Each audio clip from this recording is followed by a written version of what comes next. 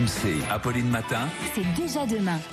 C'est déjà demain avec vous, Anthony Morel. Anthony, brûler des calories, même en étant confiné, c'est possible. Vous avez trouvé la solution. Il existe des tonnes d'applications et d'outils technologiques qui permettent de faire du sport, même enfermé à la maison. Oui, toutes ces applis qu'on a téléchargées courageusement pendant le premier confinement et puis qu'on a désinstallées 2 jours après, faut être honnête. Ouais, parce que c'est vrai pas... que 2 jours c'est beaucoup. Ouais, 2 jours c'est déjà bien. 2 heures, peut-être 2 heures effectivement. Parce que les apéros sur Skype, pour ça il y a du monde, mais on peut aussi faire du sport en Moi, visioconférence. j'ai parfois l'impression que Et là, le il y a plus simple fait de personne. le télécharger, l'appli, et ben ça y est, ça va. C'est déjà compliqué. Ouais. Ça y est, j'ai l'impression que j'ai fait du sport. Il y a un peu de ça. Bon, en tout cas, voilà, il y a plein d'applications. Alors déjà, vous avez les salles de sport, vous savez, qui proposent de plus en plus maintenant des cours via Facebook Live, via Instagram. Bon, ça c'est une chose. Mais vous avez aussi plein d'applis qui permettent de téléporter un coach virtuel à la maison.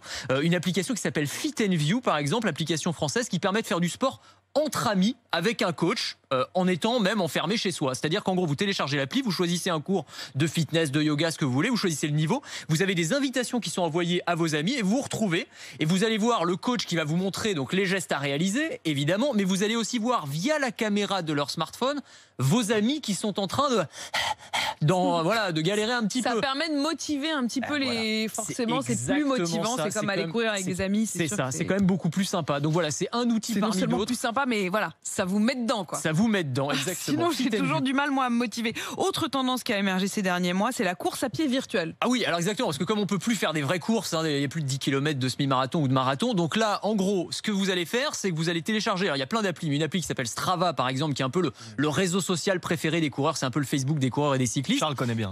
Charles acquiesce, mais c'est très très Je l'ai utilisé. téléchargé, je l'ai enlevé au bout de 20 minutes. Après mon premier footing. Voilà. Et donc là, on vous propose des défis. Un défi 5 km, 10 km. Alors vous courez 5 ou 10 km autour de chez vous, un peu comme vous pouvez. Et vous allez avoir un classement. Vous allez pouvoir vous mesurer à d'autres personnes. Et ça permet, là encore, de garder un petit peu de motivation. On n'a plus le droit de courir en groupe. On n'a plus le droit de faire de courses. Au moins, on peut courir et se donner des objectifs virtuels et se comparer virtuellement. À condition quand même de respecter toujours cette règle des 1 km. Alors, toujours. Là aussi, il y a des applications, il y a plein de petits outils. Alors d'abord, dans Google Maps, on ne le sait pas forcément, application que tout le monde a sur son téléphone, eh bien, vous avez une petite option mesurer une distance. Donc, vous choisissez l'endroit où vous habitez et hop, vous faites un cercle, ça fait 1 km autour de chez vous, c'est très facile. Vous avez d'autres applications, sinon, comme Maps Vous ne devriez pas nous dire ça, parce que si on veut pouvoir aller à 1 km 200... Ouais, c'est dur. Moi, je me suis rendu compte on a que sur plus mon d'excuses. parcours habituel, je dépassais un tout petit peu. Donc voilà, c'est...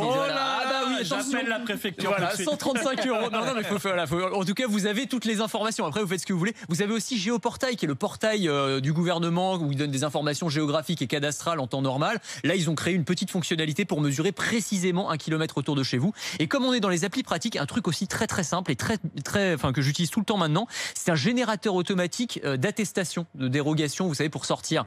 À chaque fois, il faut remplir les champs, le nom, le prénom, la date de naissance, etc. Là, vous avez une petite appli. Alors, vous tapez Luco dans Google, Luco Attestation, LUKO, c'est une petite start-up. Et donc, en gros, vous rentrez une fois les informations et ensuite, vous avez un petit lien qui est créé sur la page d'accueil de votre smartphone et vous avez juste à cliquer une fois dessus et hop, vous avez une attestation qui est générée automatiquement. Faudra que vous le montriez à notre producteur Lucas Brio, parce qu'il a essayé de nous montrer l'autre jour dans la rédaction, c'était un échec total. C'est vrai? Donc, il faut que vous lui expliquiez comment ça marche. Moi, là, ça a fonctionné. Alors, on peut le faire aussi via l'application Tous Anti-Covid, absolument.